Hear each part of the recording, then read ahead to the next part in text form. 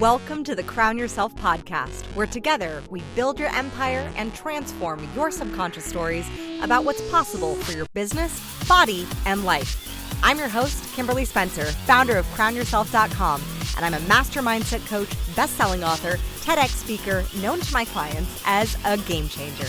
Each week, you get the conscious leadership strategies you need to help you reign with courage, clarity, and confidence so that you too can make the income and impact you deserve. Imagine this podcast as your royal invitation to step into your full potential and reign in your divine purpose. Your sovereignty starts here, and your reign is now.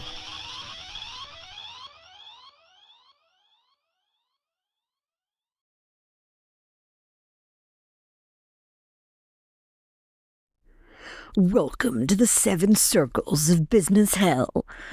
Okay, I had to do the voice. I can't be married to a voice actor and not do the voice. I wanted to do this podcast episode because I was writing a post and I have had so many conversations, and I mean so many conversations in the past 3 weeks with top 6, 7-figure business owners, some friends, some clients, some colleagues, and all of them have had similar experiences. And I can't tell you how relieved I was when I went to the Dames Funference. The Dames is a group for 6, 7, and 8-figure businesswomen. I went and I was speaking and holding their coronation. So I hold the final crowning coronation at the end of the Funference. I've done it for 2 years now, and I've been a member for 4. And if you go into this conference and you go VIP, at certain levels of income, you can attend certain types of business, roundtable mastermind facilitations. And so at the income level for $250K and up, I was sitting in a room you could choose between 2. You could choose PR and marketing, which is so sexy and was completely full, or you could choose bookkeeping and HR. Guess which one your queen chose? Yeah, I chose the boring one, or the one that's not so sexy, the one that is bookkeeping and HR. Like everybody else, all the other visionaries were in the PR marketing because that is sexy, but bookkeeping and HR is not. And yet, here I was in this group of women, successful business women, some doing $1 million plus businesses.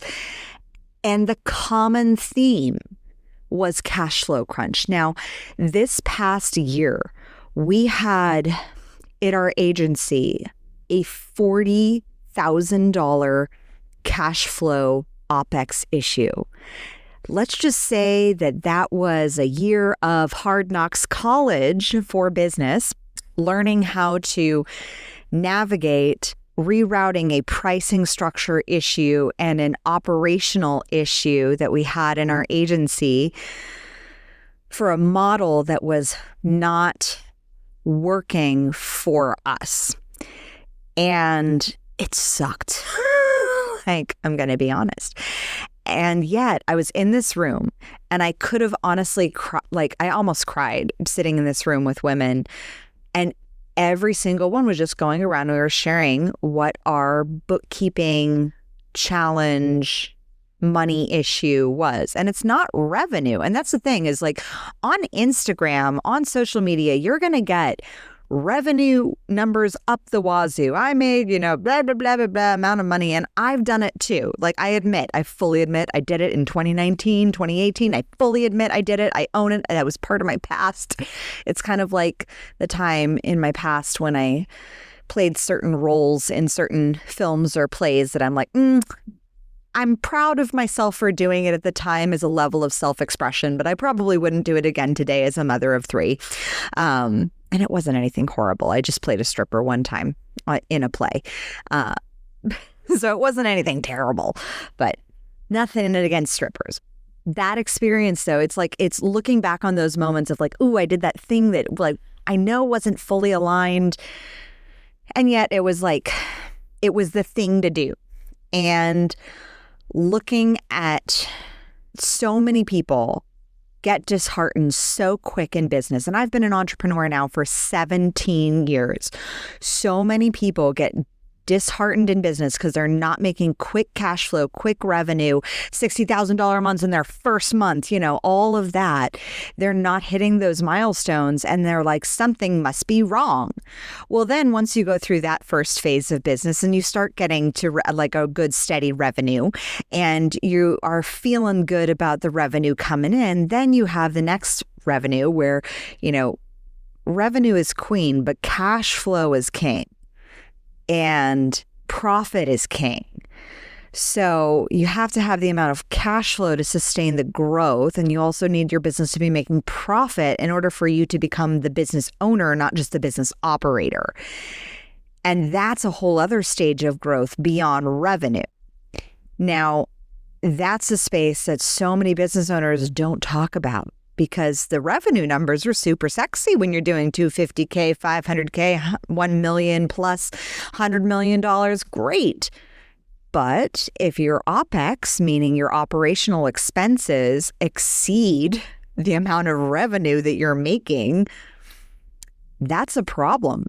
Like, what the fuck is even the purpose of having a business or an empire if it's not even supporting your life? You are living to literally support it.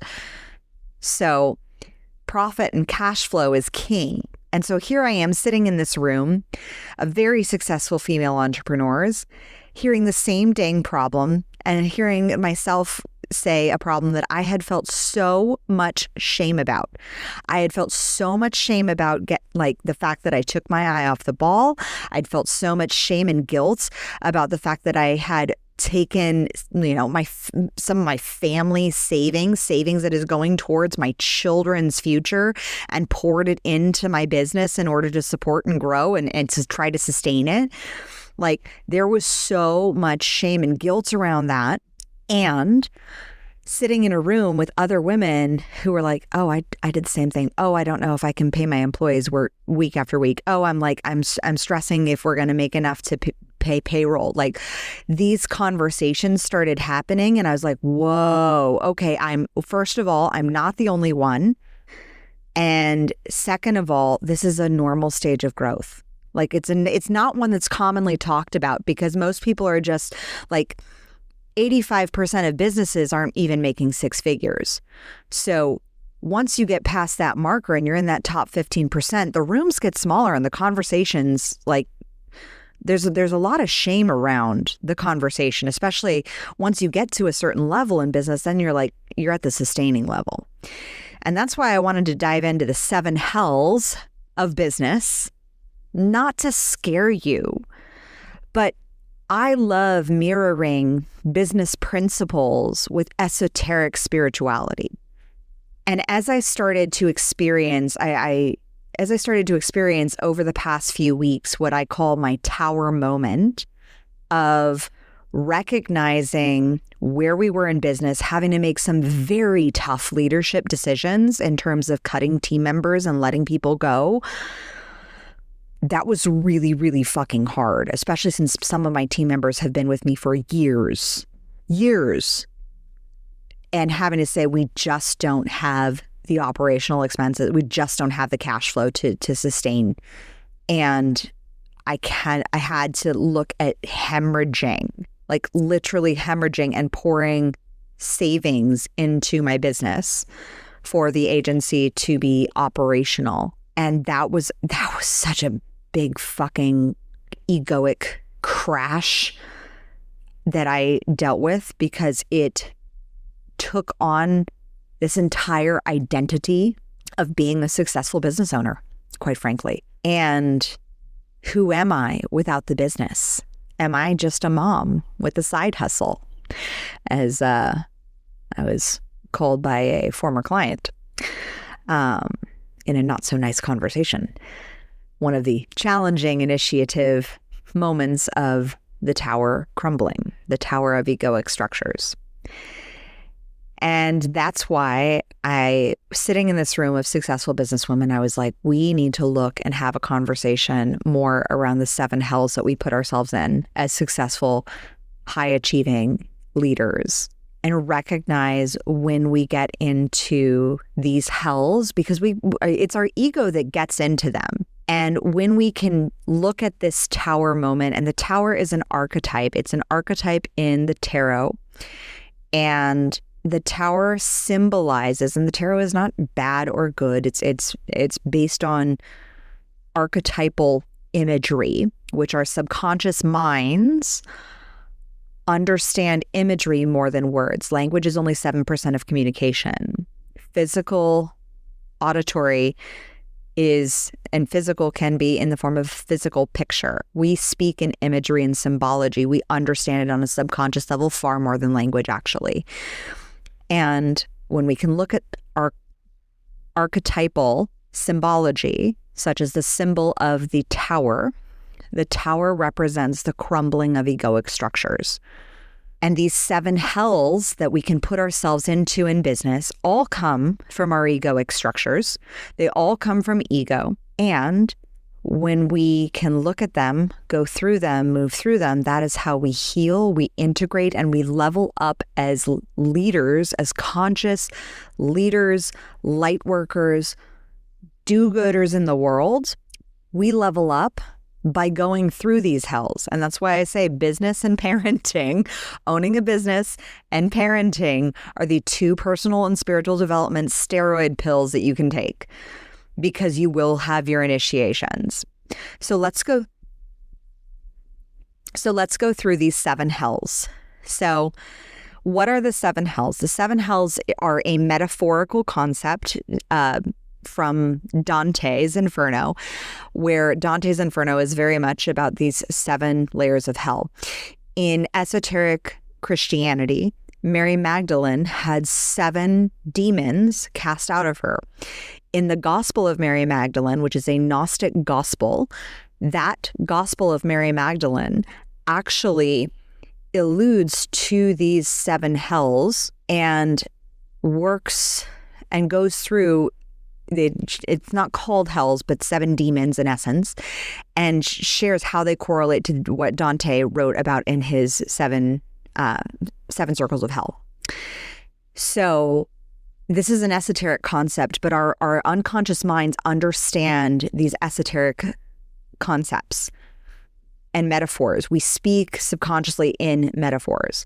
And so these describe 7 challenging or frustrating situations specific to a business owner, or that you might encounter, and the negative behaviors or dynamics that can cultivate this hell in essence, and we're going to look at solutions to navigate and get through these hells faster so we can cast out those demons in our businesses. We don't need to have pride, greed, envy, wrath, lust, and gluttony and slothfulness in our businesses. However, it's easy to fall into one of these pitfalls. It's the reason why it's called a pitfall.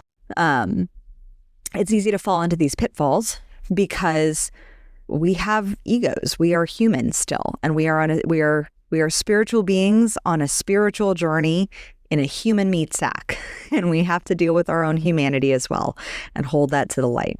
So let's start with the first hell. The first hell is pride.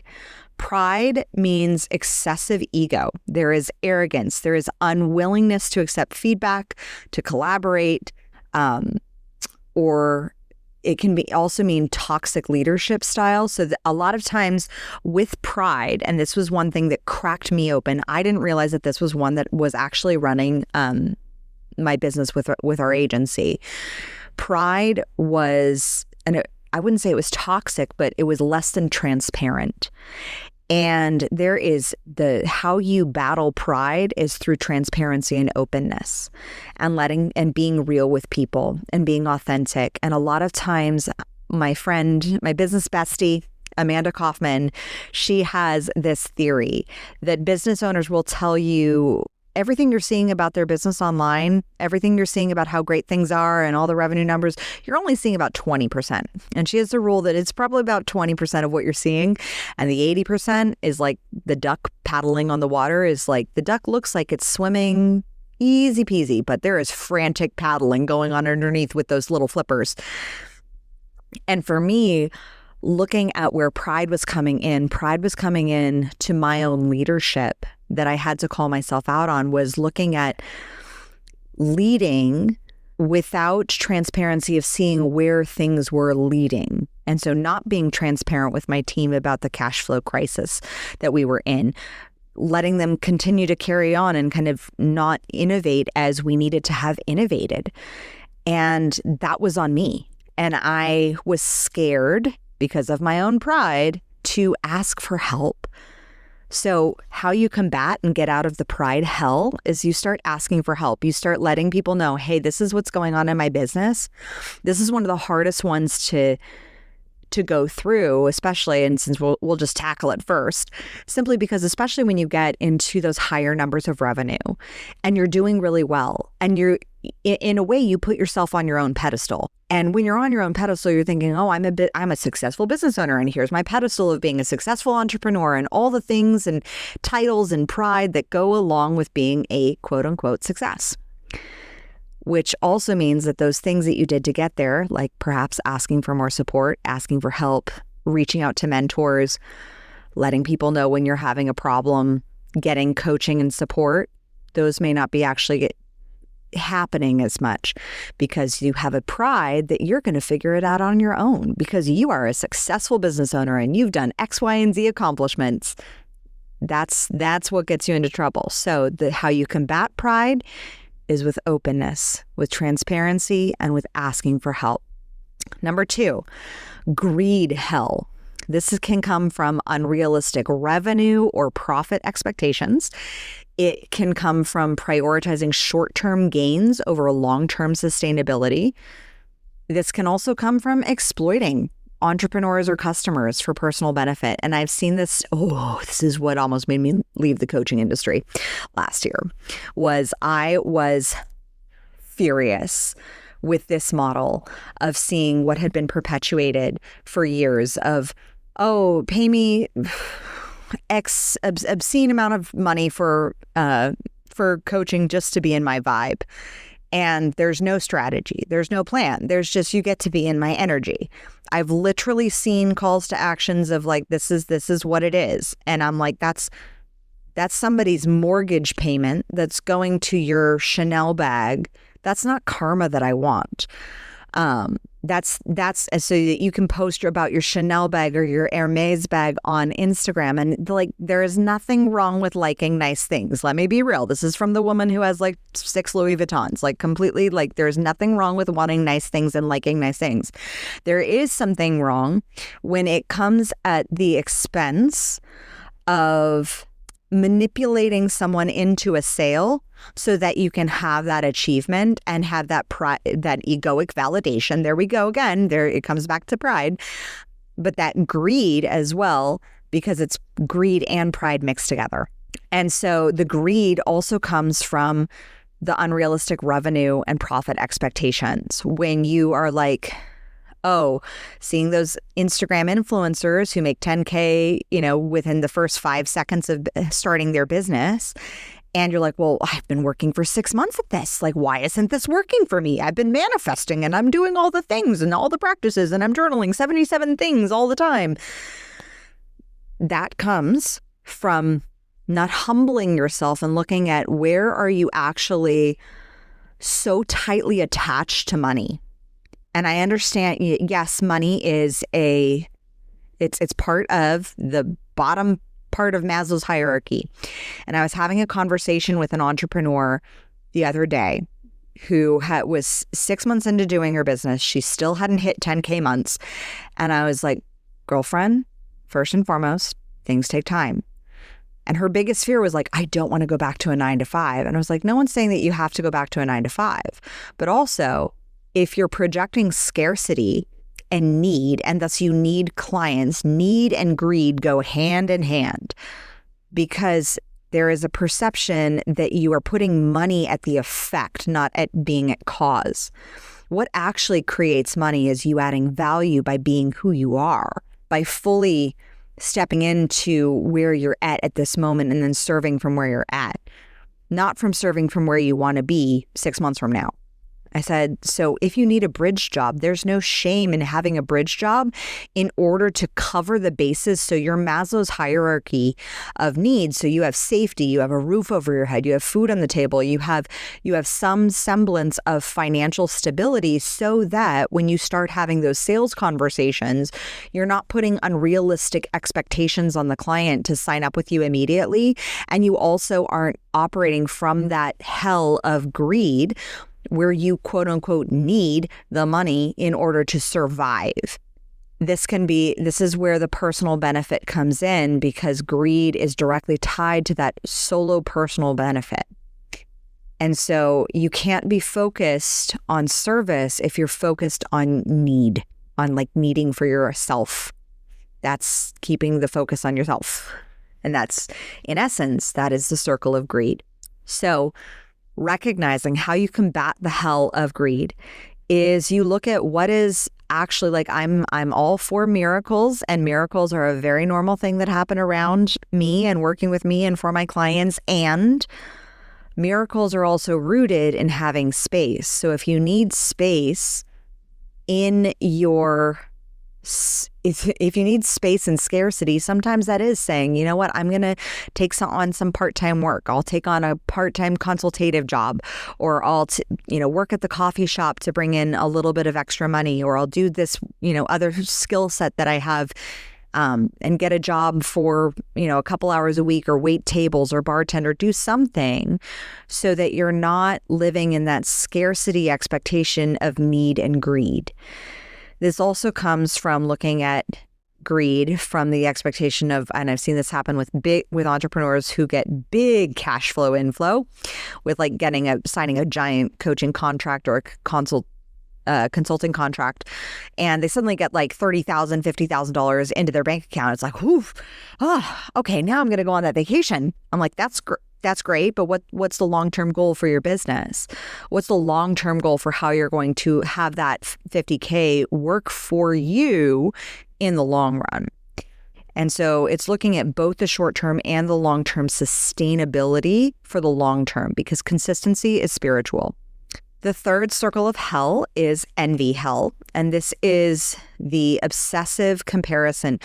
So how you combat the greed hell is you find stability. Now, you can find stability without having to find a job.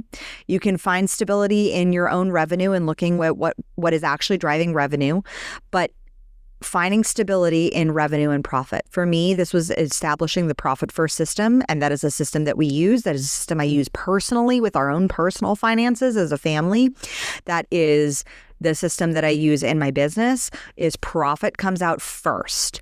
And we also don't immediately set, profit's going to be at 10%, but our OPEX then we're struggling by to pay bills. We shift it to, okay, well, what can actually our tangible profit be? And then we incrementally grow it. We follow Mike Malkowicz's profit first model, which I highly recommend. That will help you prioritize long-term sustainability and get your short-term gains met as well.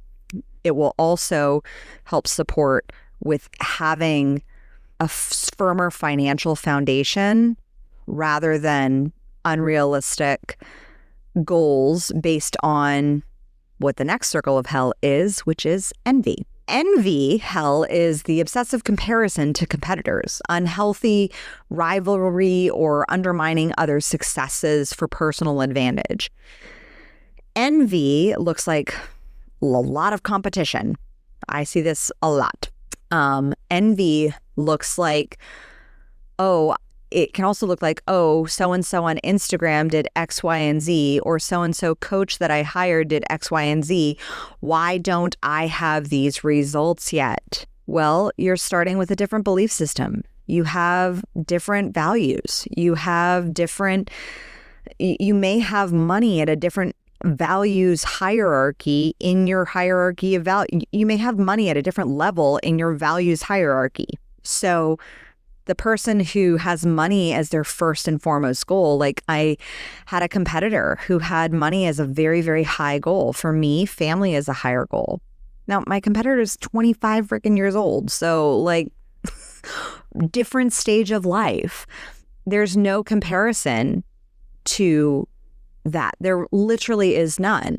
And so when I see the money for my competitor taking off exponentially more than it was for our agency, I was like, okay, well, different set of values. It was not different set of values, different stage of life, and different speed at which you can run when you're 25 with no kids versus 37 with 2 kids, and also requiring a little, and also with one on the way. So being able to recognize authentically, where are you at? What is the comparison of your own lane? What is the lane that you are creating? What is the pace that your soul actually wants to run at? This was a huge tower toppling for me. This recognizing the pace that my soul actually wants to run at this stage in my life, it is not scaling a multi-million-dollar company at this moment. Like, I am very, very satisfied with having several multi-six-figure companies and being okay with that, and having it be successful and sustainable so that I can be there for my kids, because that is a higher value for me. So when you're envious, envy can also be a sign of something great. Envy can be a sign of like, oh, that can be possible for me. It can be a sign of what my friend Tirza Shirai said in her episode of your golden shadow, of the things that you desire. Do I desire to have this massive multi-million-dollar empire? Yes, someday. But that day is when my kids are a bit older. And I really, especially with this third one coming along and her being a girl, and for some reason, it feels like I'm giving birth to my first child again. Like, I have the nerves, I have the fears that come up, I have all of that. And I'm like, I'm just recognizing that I really want to be present as a mom, especially since Colton has, my 3-year-old, has just expressed a desire and a need for a lot more closeness. Like, when I got back from my book tour, traveling from New York to Austin to Denver to Austin, back to Austin, like this whole 3 weeks of travel that I was on, it was wonderful for my book, but it was hard for him. And he literally said, "Mommy, you're not getting on a plane again, right?" And that broke my heart. And I was like, I'm not going to get on a plane again for a while, not for another like 6 to 8 weeks. And then we travel again in January, but we travel as a family. And we're going to Podfest together as a family because it's at SeaWorld. And so I get to take the boys to SeaWorld as our like big family trip before the baby, our family baby moon.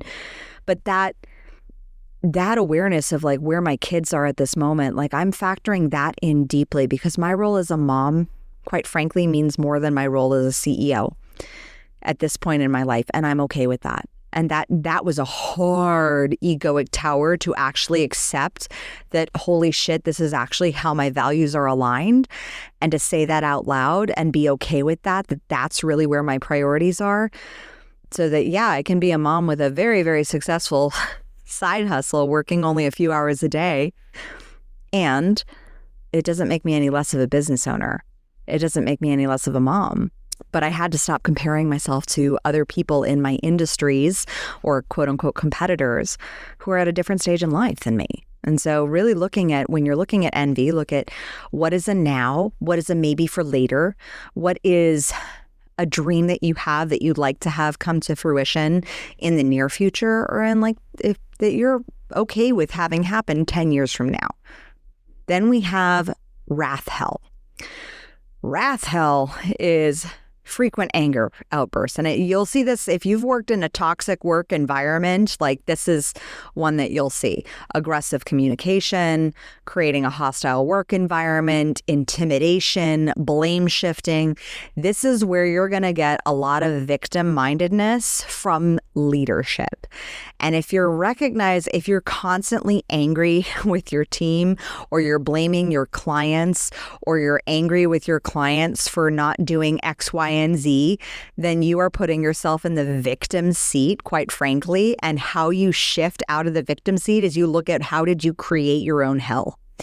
That's this wrath hell is actually, I think it's the simplest one to get out of, because when you actually just look at your anger, you see, where are you hurting? You have to look at where are you hurting? Where are you hurting in your business? Where is your ego hurting? And where are you acting like a little whiny victim baby, calling you out? And then shifting that conversation accordingly to saying, if we're going to flip the drama triangle on its head, then you shift the drama triangle from being the victim to being the creator. And you ask yourself the tough question, how did I create this toxic environment for me and for my own workplace? And that's where you get to see, oh, wow, I attracted these clients that I don't like, that I feel demeaned by because of my victim consciousness. And maybe it's you need to hold stronger boundaries. Maybe you, like me, needed to create a code of conduct as far as how people in our community, including our community leaders, such as myself, are to be treated. And we will always choose to treat you with respect and will not demean you with name calling. Maybe you need to create a set of community standards for yourself and for also client standards of like, here's how we're going to operate together.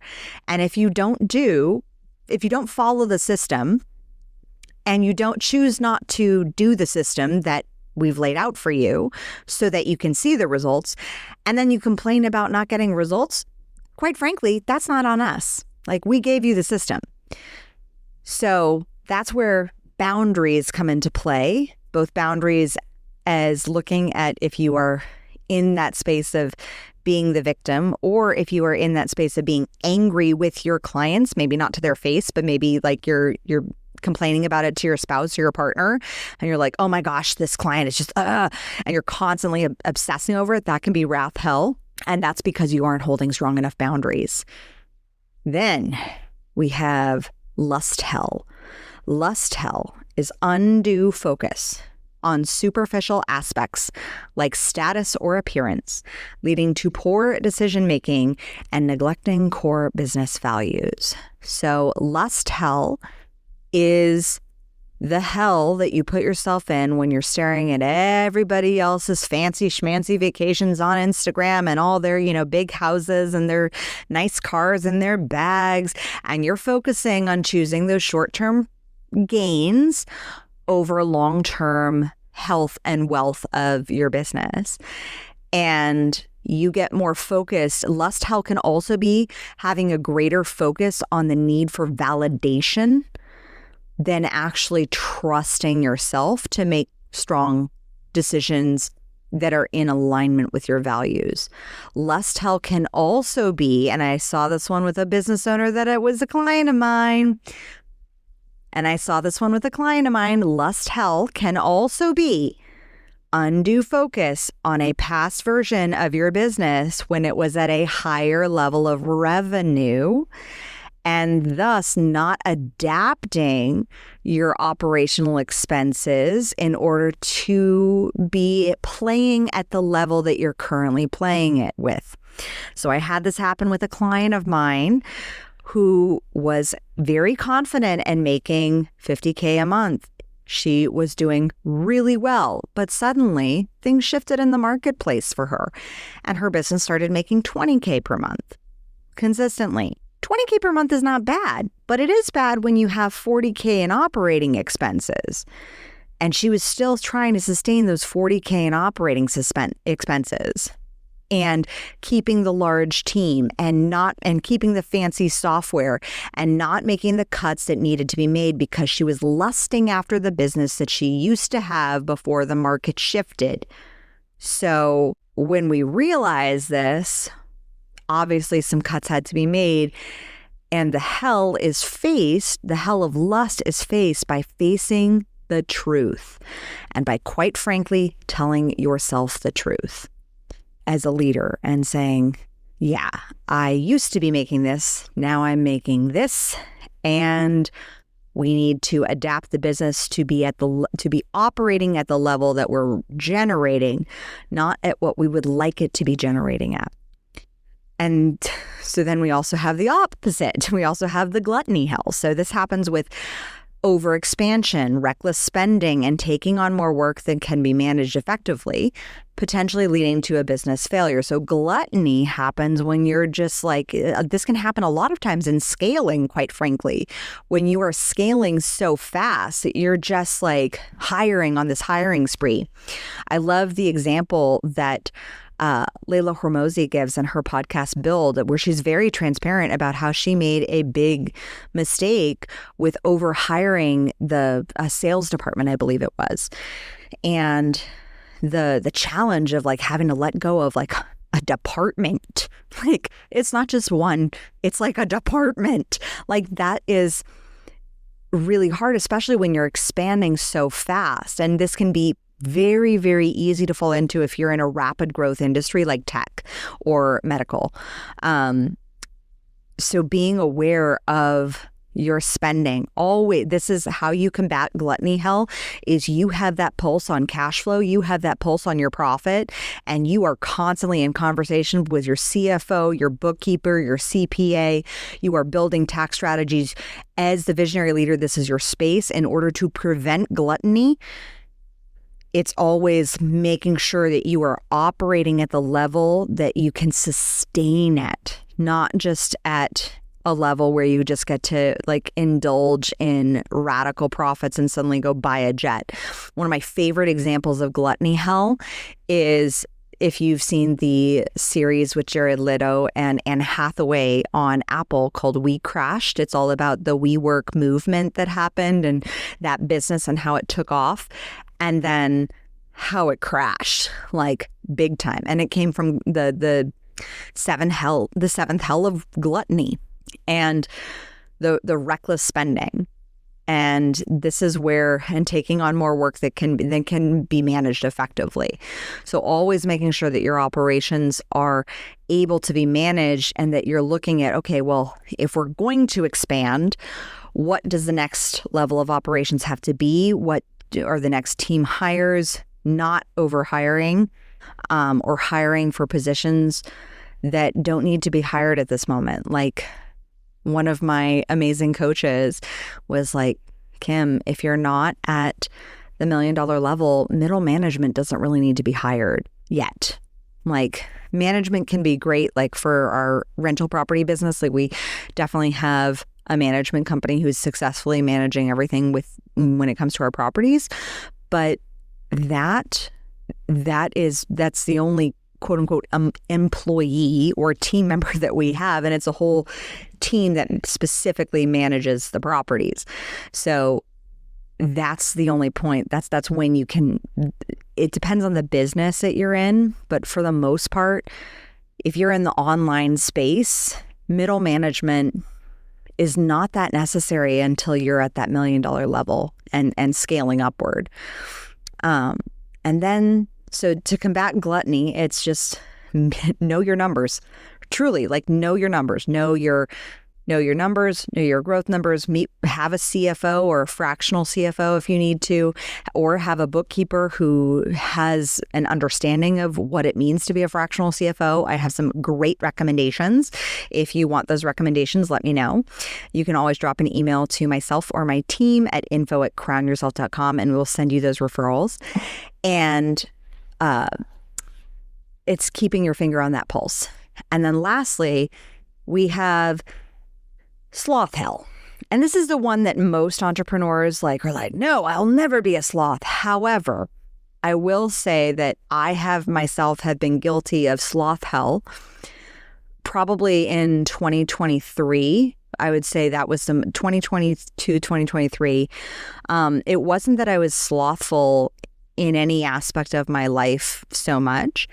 It was more, the sloth hell is lacking motivation. It's procrastination, it's poor work ethic, it's complacency. It results in stagnation and missed opportunities. And quite frankly, sloth hell can really easily be activated through grief. Like grief put me into sloth hell and unprocessed grief. And I significantly lacked motivation because I was stuck in a trauma response from 2021, 2022 of losing 3 family members, including my father, giving birth to a baby, growing a business, moving countries, moving again, packing up 3 estates. Like, holy shit, that was a lot. And so my energy and attention and focus was on all personal matters. And the hell of my business was really, there was a lot of motivation that was lacking. And certain principles that I've coached on, practiced religiously, I just wasn't taking as good care of myself. And when you can recognize and give yourself grace and say, okay, this is why in the future, because none of us are going to be avoiding death. One of the things that I'm focusing on building now is looking at how can we build our business to support the next loss so that I can allow myself to sit in sloth hell and not try to be in the business operator / owner position, but allow myself to actually fully be in the position of grieving, whether that's, God forbid anyone. I don't want it to be anyone, but recognizing how would I love to process grief in the future, and how can I build a business to support that, so that when I experience lack of motivation, when I experience procrastination, I don't feel like I'm in the space that I have to work in order to support and sustain my family. How can I ensure that I have a level of wealth and affluence available so that I can pause and I can grieve and I can process and probably travel a fuck ton. Like, I'll be honest. I mean, if anything happened to my husband, like, I'd be traveling a lot to process. That experience of being able to not miss the opportunities, because I saw this with when my father passed. Like, there were opportunities that I missed. I just was not in my inbox. I was not. I missed things. And looking back, I'm like, I missed things because I was grieving. And so I think if you've been in sloth hell, give yourself some grace and look at, what are you grieving? Maybe you're processing coming out of a toxic corporate work environment and you actually maybe just need a fucking break. And that's okay too. Maybe you are grieving the loss of a family member or a transition or a divorce. And that's what's causing this procrastination and poor work ethic. Everybody processes grief differently. So how you move through sloth hell is you allow yourself to just really be in the grief of what is it that you're grieving and what is it that you're avoiding and why. Sometimes maybe you're avoiding something because it's not actually in alignment. That's quite possibly why you may be avoiding it, because it's not in alignment with your values that you say that you may say that you have certain values, but you will know the values that you have by your actions and your habits.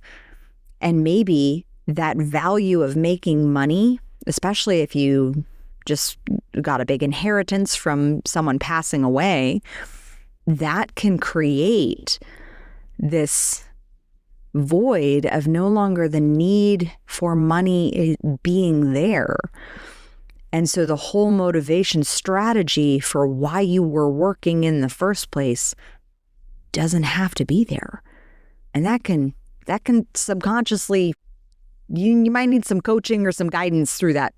I would highly recommend you do, because when you're in those spaces of grief, being able to move through that circle of hell and really look and start to look at the values that you may say that you have had, or that you have had but no longer have as much, and then either consciously choose to realign and reprioritize your values, or let your values be what they are and then let the chips of your life fall where they may in this new space. This can happen a lot at major life transitions, the birth of a child, a marriage, moving in with a partner, starting a new business, empty nesting, divorce, some sort of family loss, gain of inheritance of some sort. it creates a shift, an entire paradigm shift in your values. And so recognizing where this shift comes into play, that can actually move you out of sloth hell. But the actual way to be in sloth hell is to actually allow yourself to sit in it and to give yourself the space. Because so often when you're in procrastination, you're in this cycle of avoidance. And you're in this cycle of avoidance where you're thinking about what you're avoiding. And in order to avoid it, you have to think about what you're avoiding. And then you remember that you're avoiding that thing. And it's constantly this cycle. So there's a lot of chaos being stirred up, but not actually a lot of momentum happening. And so to actually truly be in sloth hell and to move through it is you actually got to sit in the sloth. You actually got to let yourself be in the space to ask yourself the questions instead of being in the busyness of your mind of all of the cycle of this spinning like washing machine that's just constantly recycling your thoughts. So recognizing that and giving yourself the space to move through. So I hope these examples of the 7 hells really supported you and have allowed you to see some new light in your businesses and are helping you to move through. Remember, our brain thinks in archetypes. Our subconscious mind thinks in archetypes. We are story makers and story creators. And so which hell have you been living in? If you were really honest with yourself, which hell have you been sitting in? And how are you going to move through it now? Let me know. Drop an email. Tag us on social. Let me know what you loved about this episode. Thank you so much for being a loyal subscriber to the Crown Yourself podcast. It is so good to be back, to be here with you. Thank you so much. I am so honored to be in this space. And as always, own your throne, mind your business, because your reign is now. Thank you so much for tuning in today. If what you heard resonated with you, be sure to subscribe and start creating a bigger impact now by sharing this with a friend. Just by doing that one simple act of kindness, you are creating a royal ripple to support more people in their sovereignty. And if you're not already following on social media, connect with me everywhere at crownyourself.now for more inspiration. I am so excited to connect with you in the next episode. And in the meantime, go out there and create a body, business, and life that rules. Because today, you crown yourself.